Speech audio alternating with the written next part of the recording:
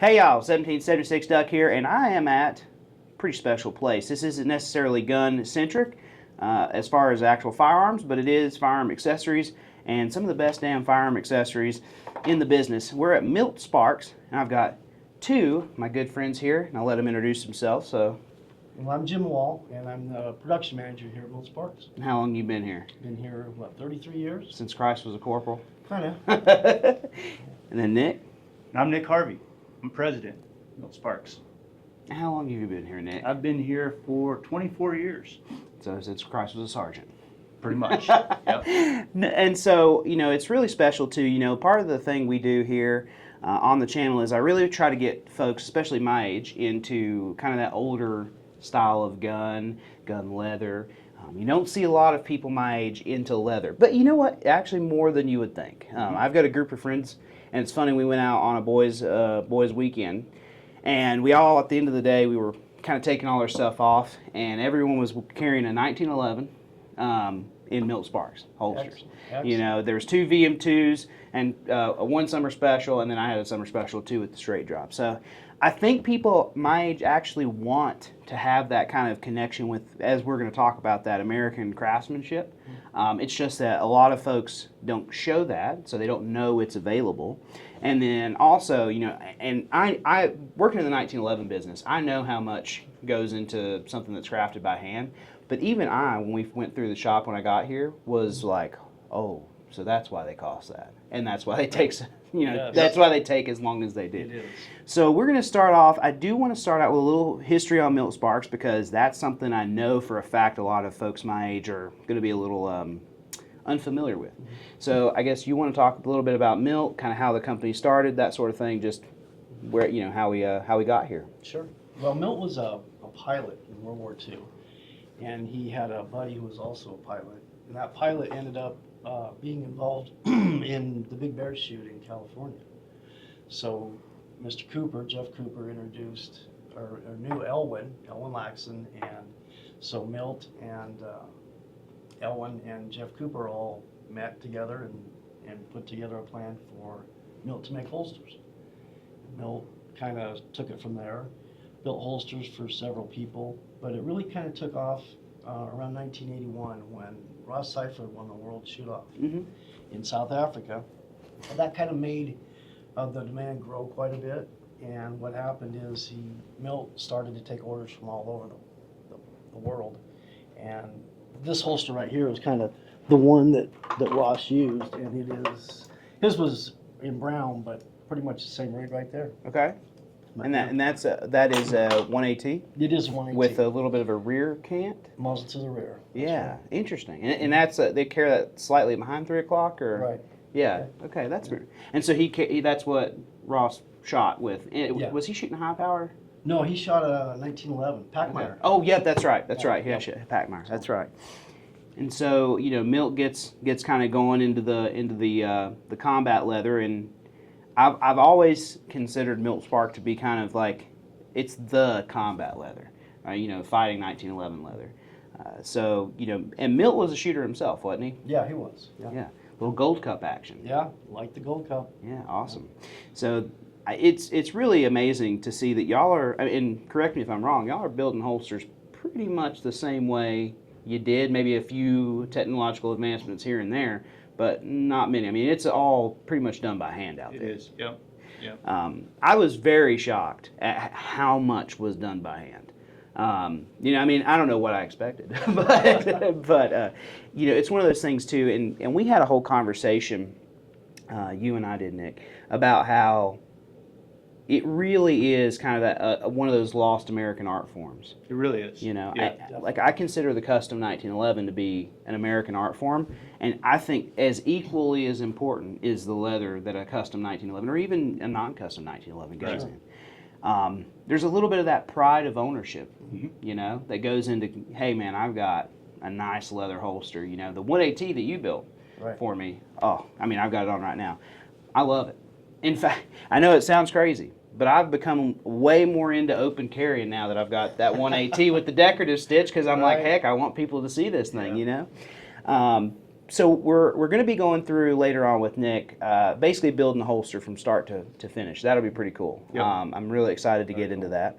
But is there anything like history-wise you want to cover or talk about? As far as who are some early users of Milt Sparks? I know we talked about Cooper. I mean, Cooper obviously kind of ties into everything at 1911 at some point, it seems.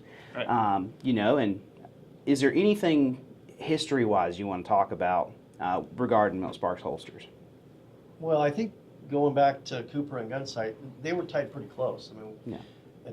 at some point, Cooper decided to carry Milt Sparks in the pro shop. He gave away a summer special to the winner of the shoot-off. Oh. So, there was a lot of Milt Sparks leather on the range in that time period. So, and there still is. But it's kind of changed over the years. And from the way that we build holsters with some of these older ones, like this one that has the hand stitch welt, we go to more modern ones like this for inside the waistband. I mean, that seems to be kind of the direction that our business took. And so there's a difference in how they're made, but it's the same material. It's the Sure. same cowhide. We use the same stitcher that we used back then. So not a lot's changed. And so you have seen that move from kind of, I guess where I first kind of think about Milt Sparks history-wise is that kind of walk and draw kind of rig, the big, was it a 120 out that's out front that Hack had? Big 120 rig that goes over your, over your belt. And now, I mean, you'd say most of your business is in the concealed carry game, correct? Yeah, Like almost all of it. VM2s Yep. and, Right. Yep. I mean, the 55BN even is a staple, Right. of course. And then, of course, the summer special 1 and 2. Right. Yep. And both those came from Bruce Nelson. Right. So he was busy enough doing his full-time, cop job and doing holsters on the side. And a customer took one to Milt and asked him if he'd made it. He said, well, I need to get permission from Sure. the maker. And so they worked out an agreement. In the 55BN, Milt made some improvements to it and changed it a little bit. Because I think Bruce didn't have a reinforced top band, and it wasn't, it had just a straight drop. Oh, so of course. Milt wanted to do, muzzle to the rear, so that's what he did. He changed it that way. The rear belt tunnel's a little bit different on Yep. the number Yep. 1 professional versus the 55BN. They're close. You can see the lineage, but they're, Sure. He changed it, Mhm. to suit his style. And then the summer special the same way. Bruce had a single loop on it, Mm-hmm. and Milt decided to put 2 loops on it. And that both of those holsters date back to very early in Milt Sparks history, right? I mean, we're talking like what late 60s, 70s, or Seven. I think 70s, 70s? Yeah. Early mid-70s. awesome. Yep. And the summer special 1, and that's such a cool holster. And I think even I was talking to Hack. I think he carried one in appendix. Mhm. And I've carried. With a commander. Yeah, and I've carried you now make you probably always have made them, but the summer special 2 with the straight drop, Right. where you can carry the appendix rather than Right. having a rake. So Right. it's just one of those body contour things. I just really enjoy carrying Yeah. that in the appendix. But no, this is it's pretty fantastic, and y'all do some really really cool old world stuff. I'm pretty hot on just because I just bought one. The floral engraving. I mean, and y'all told me some pretty cool history about that I didn't really know. Regarding like just the way that this hides scuffs, right? It does. It helps hide the scuffing and scratching Yeah. that occurs just from everyday wear. So it originated from saddle makers, Mhm. and they would get the hides and they'd have some scars and some scuffs in them, and they needed a way to hide that and to also toughen that leather a little bit. And so they started doing the floral carvings, and that adds just that little bit of toughness to the leather and helps it when the saddle's going through the brush. Well, it does the same thing on the holster, and so it gives it a really nice look, really Yeah. nice feel as well. And this doesn't always convey in the camera very well or on screen, but the depth of this Oh, stuff, it's incredible. it's just, you look at it and the more you play the light across it, the more depth you see in the details. Well, and I literally just bought a what AT with floral and carving, and I mean I'm obsessed with it. Right. I think it's so cool, and I like it too because it does kind of harken back to that kind of walk and draw kind of cowboy style of holster that you see. And it comes full circle. Good leather is a classic American thing. You know, Yeah. the 1911 Single Action Army. These are classic American things. Right. And so when you pair those with really good leather, I think it's kind of hard to beat that combination. And to be honest with you, you know, over the years, you know, I've kind of went back and forth. When I first got into guns, obviously I was really into, you know, no optics, no rail, leather, and then you know, it's kind of how it goes. You get into this weird thing where you have to be tactical. And I was doing red dots and weapon lights and kydex. Well, now I'm coming full circle, just way nicer. Yeah, way nicer stuff because you can now, you know, I now know what I'm looking for and I can afford it for sure. But you know, it's one of those things where I think a lot of folks my age, they'll see leather holsters and they think, oh, that's kind of an old man thing. But it's really not. I mean, it's so classically American. And you know, like I said, I've spent some time the past couple of days out there in the shop, and the amount of handwork is just off the charts. I mean, really, it's some incredible stuff. Every last bit is done by hand. You know, stitching we use a machine just because you get a nice consistent stitch that way. But the forming and the detail molding and all of that, I mean, there's, you know, you're constantly having hands on that holster, you know, forming it.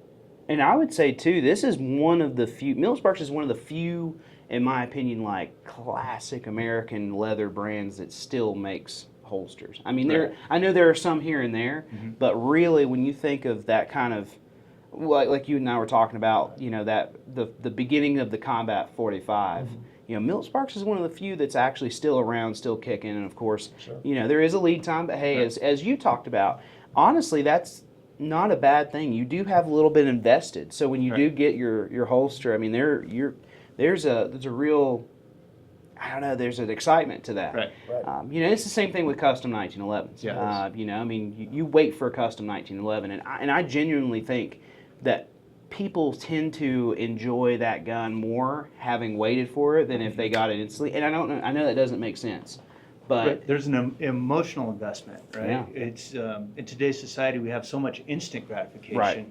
that you know, when you have to wait for something, it builds that anticipation, and then when you get it, you get excited for it. Well, and I do want to quickly say too, for those that are probably going to look at Milt Sparks' website and see there is a substantial lead time. There is, yeah. But hey, listen, that's fine. You know, it's one of those things where totally worth the wait, first of all. And secondly, hey, listen, you know, order you a custom pistol at the same time, you know. Right. They'll get there about the same time. But the big thing with that too is, I mean, this is not a massive production. I think people think, like, because the name is so big, that y'all have a big, you know, a big production. And it's a really tight-knit group of guys. Yeah. And as we've talked about on the phone, you and I, you can't just take somebody off the street and say, hey, I need a holster builder. Right. Come do this. Well, when I put you on the stitcher, Oh, yeah. just to give you an idea, Yeah. right? And so we may have several weeks in somebody just learning how to run the stitcher and just running that line straight before we can even transition them to any other product. And it's like that with every tool, right? They need to learn how to use the edger and how to use the grinder and how to use the different various knives. And so, you know, it takes a long time to learn the skill. And that's just, like I said, just using the basic tools. That's not even getting to form the holster yet and learning what the good fit of a holster is and the key features of that fit. And, you know, knowing how to tune that holster so it works well for the consumer. All that takes a lot of time. So it's not like I can just call up Labor Ready and say, hey, send me 5 guys to come down here and work. Right. And I wish that was the case. I wish we could do that. And the other thing is, when somebody orders a custom product, they want that craftsman with years of experience to make it for them. They don't want the new guy making it for them. And we want to make sure that when they get that product, that they're getting that what they expect. And that just takes time. And it takes time for us to bring those craftsmen up to speed. And we have to find the right person who works within our shop, works within our personalities. Sure, because absolutely. we are a small shop, as you see. We work pretty close to each other, and so we want to have, you know, good personalities within the shop. We don't want to have that conflict. And so there's a lot that goes into it. Well, and I'll tell you one thing that I love is one person makes their holster. Right. You know, and you stamp the person's name Right. on the holster. Right. Which you know, that does add a little bit of pride of ownership to that product. Absolutely. You know, I mean, like I got your initials on this holster. I think yours is on the belt and the mag carriers. Right. For this rig. So, Yeah. you know, there is a little bit of pride to that, and you Yeah. know, I think it's one of the things that if you like a 1911 and you don't have a Milt Sparks holster, you know, and you say, "Oh, I'm a 1911 guy," are you? You know, I mean, I spent the whole Right. weekend shooting with Hack, and the man had a Milt Sparks holster on every day. You Yep. know, I mean, and that's about as good as an endorsement I think you can get. Yeah. At the end of the day, Yep. you've got some really cool old holsters that Hack had out front here. Right. In the display case. You know, and so he's been a long time Yep. user. In fact, I believe when they did the Columbia conference, he was carrying a Milt Sparks rig, was he not? I believe you're correct. Yes. And it was a 1AT, right, with a little bit of the cutout in the front, and I think a forward rake, if Right. I'm not mistaken. Right. And I don't remember what gun he was shooting. It might have been a Swenson. I'm not 100% sure. It's definitely a gun with a K-frame sights. Right. Probably Swenson. I would think it might have been his 5-inch Swenson. But anyways, it's one of those things where, you know, the giants of who created the Combat 1911, Right. they endorsed Milt Sparks leather at an early time in the company's history. Right. And so, you know, it just makes sense to me that if you're going to carry a 1911, and honestly, not even just 1911, revolvers too. The 200 AW, that is a proper wheel gun man's And holster. that goes back to Elmer Keith. Yes, yeah. And that goes in, you know, Elmer Keith was instrumental in helping. I actually Milt- didn't know that. Yeah. Yeah. In helping Milt design that. I think this is a fantastic. In fact, when I went to my revolver class, the guys who shot the best, I mean, the guys who really knew how to run a wheel gun, 200 AW. Yeah. You know, and to me, it's not always the case. You can't buy performance for sure, as we know. I can hand you a $7,000 1911, but if you're a $600 1911 shooter, it isn't really Right. going to Right. matter. That's true. But to me, it's one of those things like, oh yeah, you get it. You know, like you're kind of in the know Right. with you know what good quality stuff is. Right. And you know, I've really enjoyed all my Milt Sparks leather that I've had. It always seems to me that, like I said, guys who use Milt Sparks typically are gunmen. You know, they're gun guys. They get it. But yeah, it just goes back to that history that Milt Sparks has in the world of combat shooting, and obviously. I know you don't do much in the competition world just because the way that's developed. Right. You know, that world has developed in a dramatic difference than it was Right. in its Sure. its Yes, infancy for sure. sure. But man, for a carry holster and a good range duty holster, Yeah. I don't really use anything else these days. Right. And we've had to adapt to the more modern stuff, right? We can do a variety of red dot style holsters, so we're not just stuck with the iron sights. Oh, red Right. dots. You know, Right. so we can move into that, you know, and that's become a very large part of our holsters is doing red dot cutouts for them, and you know, it's you have to kind of keep up with the times on that sort of thing. Yeah. And, you know, so we can do that. And even some of the older designs, like the 1AT, oftentimes will accommodate a gun that has a red dot on it. So, Well, and I'll tell you real quick, and we're going to wrap it up because I want people to get into seeing you build a, what is it, a VM2? First Max In 2, fact, yeah. actually, and speaking of that, we'll be giving that VM2 away. Which is, hey, listen, getting a Milt Sparks VM2 for a 5-inch 1911 instantly is a rare thing. big time saver. So what we're gonna do is, if you want to win that 1AT, drop a a follow in the comments, and then on the week after this video release, I'll go through and randomize that, and whoever. You said 1AT, but it's actually. Or excuse me, the VM2. Yeah, I'm sorry. Yeah. Yes, I'll randomize the comments. If you just comment, that's all it takes. Just comment. We'll do a VM2. Make sure you check out Milt Sparks on all the social medias, right? Right. So that you got Facebook, Facebook and Instagram. Instagram, Yep. And then the dog's page too. the dog, yes, Badger. Badger. And you can ask for a Badger stamp. You can, which has his paw prints on Yeah, it. that's a really cool. I love that. I get that on all my stuff. And then the last thing I want to talk about, because I know people are going to be going to the website and then they're going to say, "Holy crap! Well, how do I get one?" You got to call. You got to call. And I love that. I think that now I like talking on the phone. I Right. like talking in general, so Right. you know. You do have to call. And the reason why is because there's a variety of options. And we want to make Absolutely. sure that we're going to make the right holster for your firearm. Yeah. And we want to make sure that everybody's on the same page.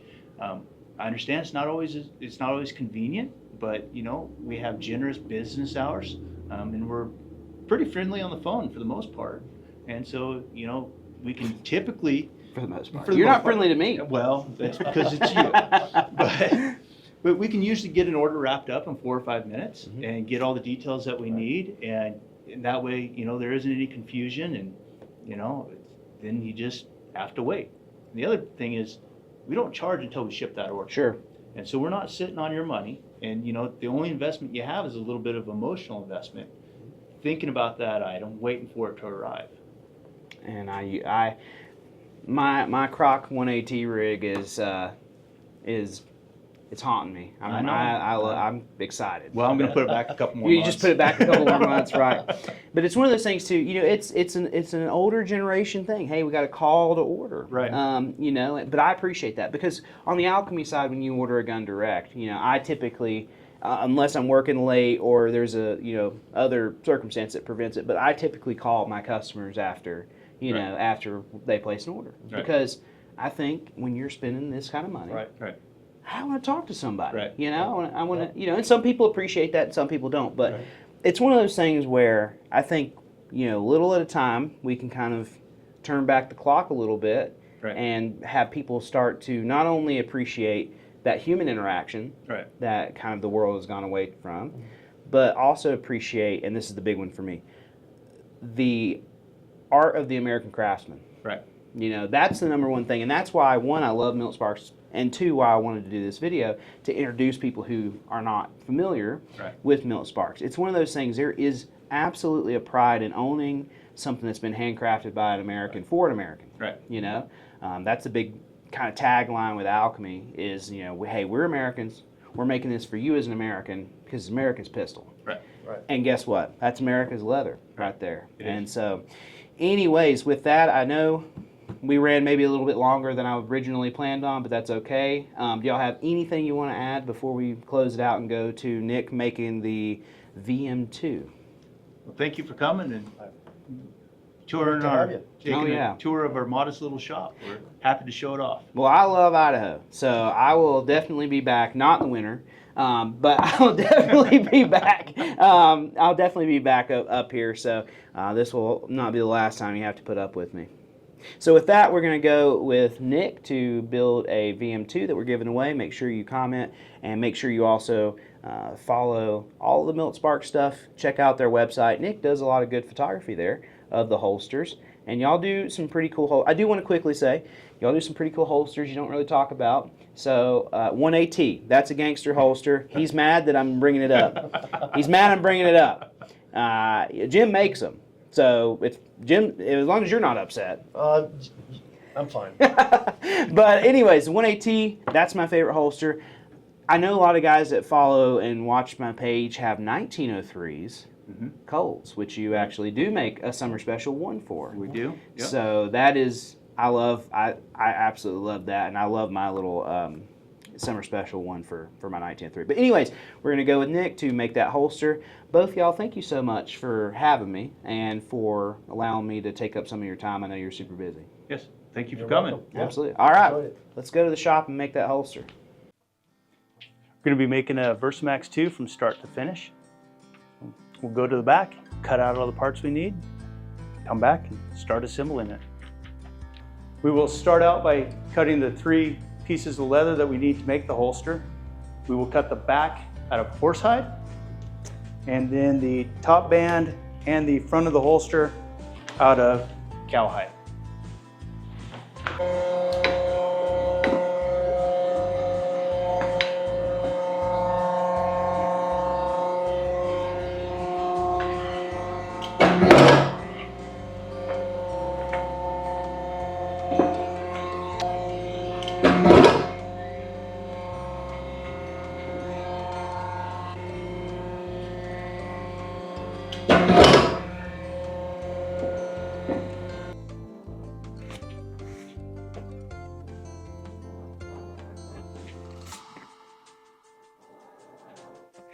establish one part of our stitch line.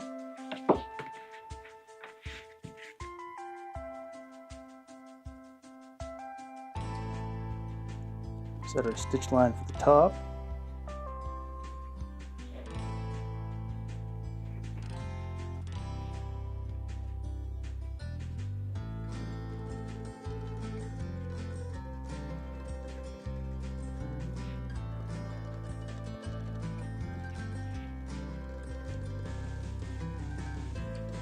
All right.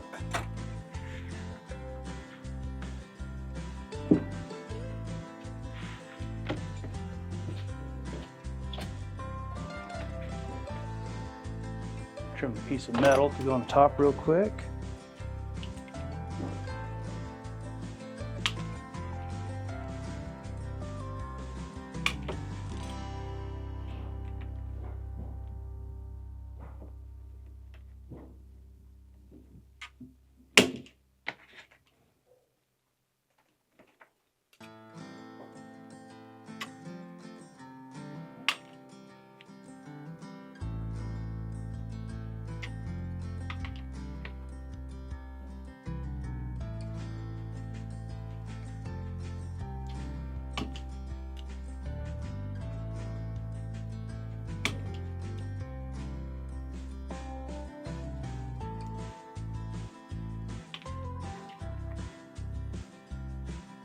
All right, now we'll glue them up.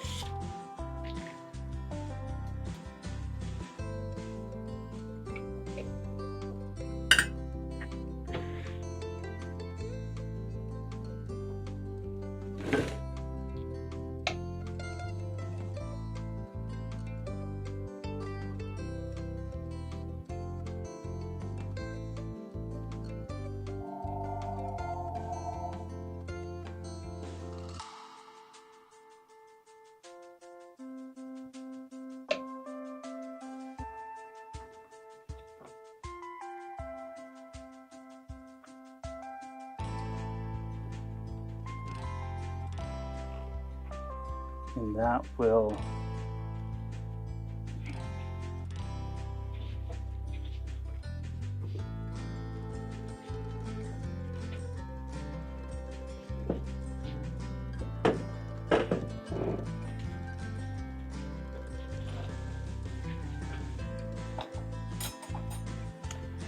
So we add that piece of metal inside the top band on the holster.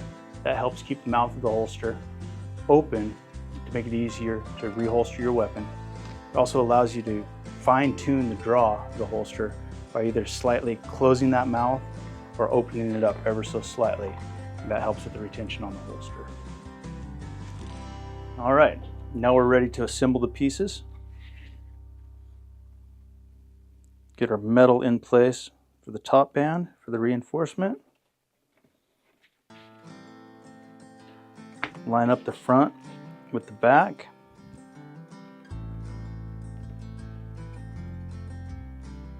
And set our top band in place.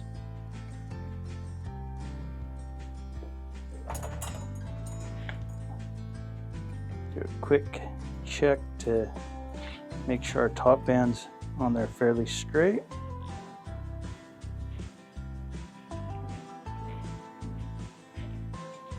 And now we'll go stitch.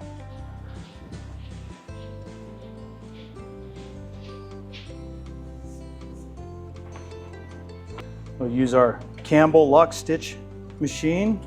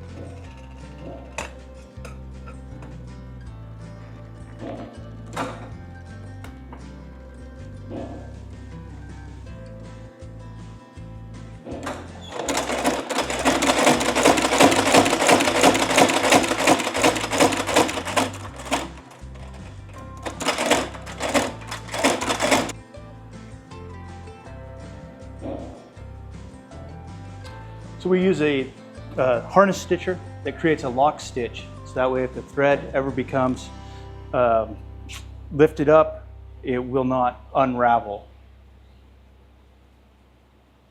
So now we'll trim the excess leather from around the top band. After we trim it, we'll sand it, sand the edges smooth, and then go back and edge it.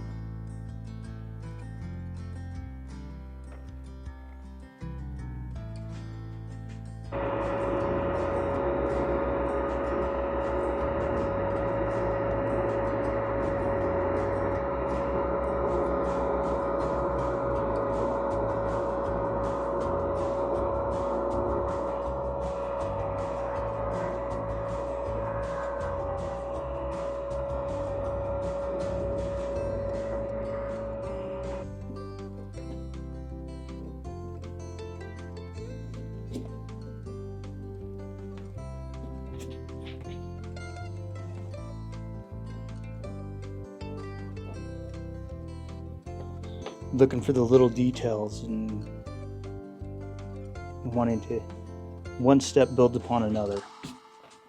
So this is a piece of deer antler that we use to slick down the edges on the edged and burnish the leather.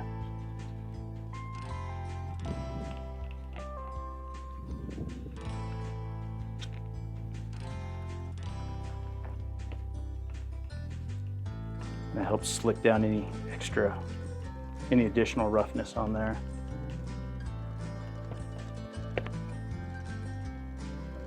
So this is one of the first tools that I got when I started 24 years ago.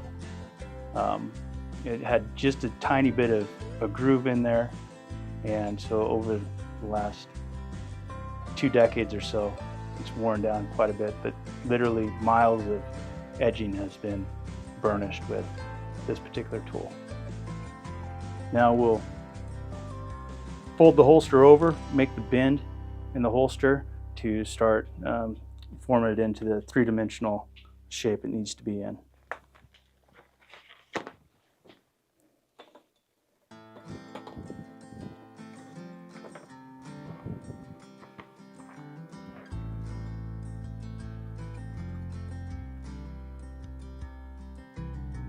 We'll set the T-nuts for the loop mounting, for the forward loop mounting position. Set those in place and rivet them down.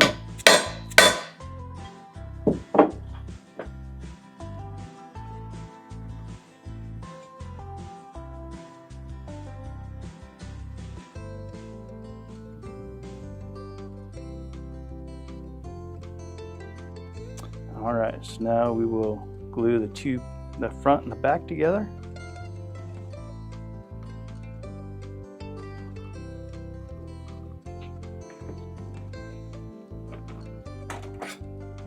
Establish a stitch line at the front of the holster.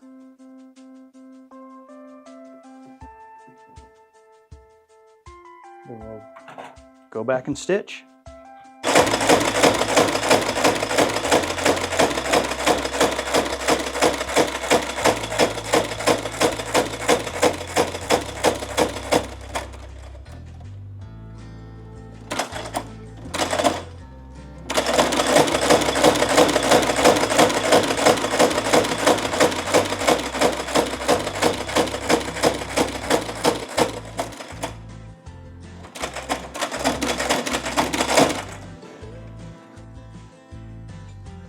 So now we'll form the pouch for the firearm on the front of the holster.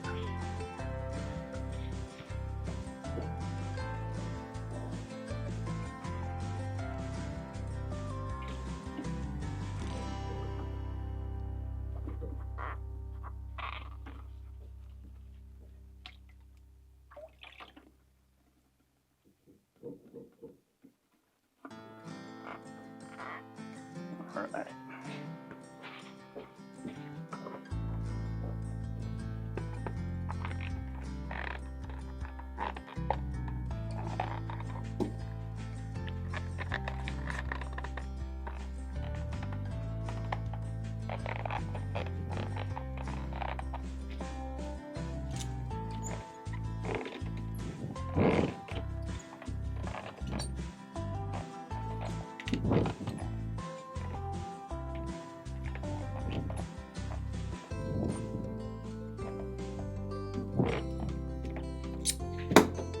Then I'll set the rear T-nuts.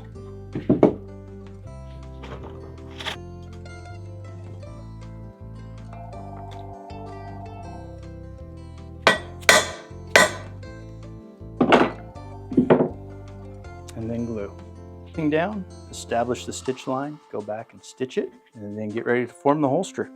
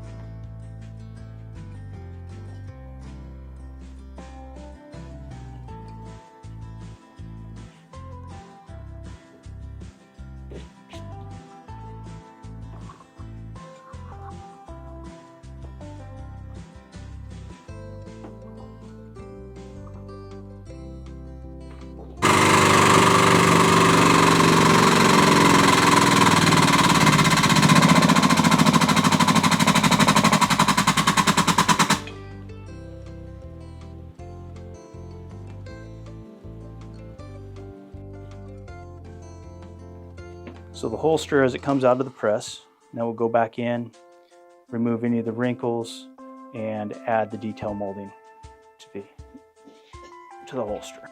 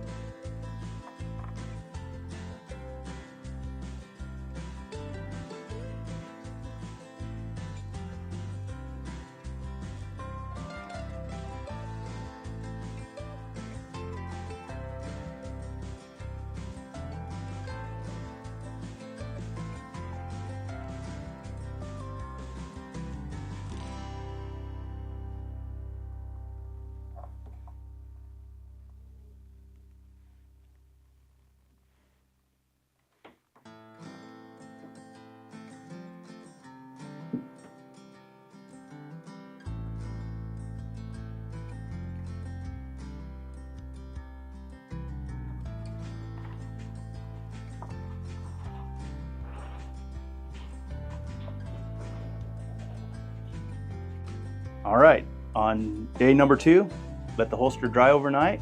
Now we're gonna take it to the dye room, dunk it in the black dye, and get some color on it.